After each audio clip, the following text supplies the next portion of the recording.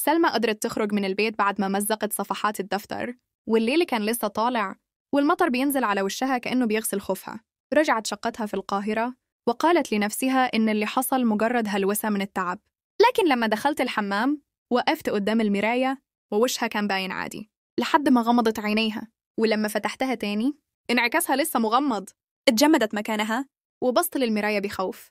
الانعكاس بدأ يتحرك لوحده ورسم ابتسامة خبيثة على وجهه، وبعدين رفع إيده وكتب على المراية بالبخار. لسه في صفحة ناقصة. سلمى وقعت على الأرض وهي بتصرخ وموبايلها رن فجأة. الرقم المتصل كان هي نفسها. ردت وهي بترتعش: ألو. وجاها صوتها من الطرف التاني بيقول: أنا كتبتك خلاص.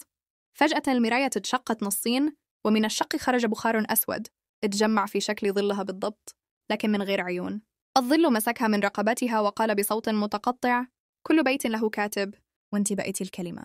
اتكسر نور الحمام، وآخر حاجة الكاميرا سجلتها في الشقة كانت سلمى بتقف قدام المراية وتبتسم نفس الابتسامة اللي شافتها في البيت.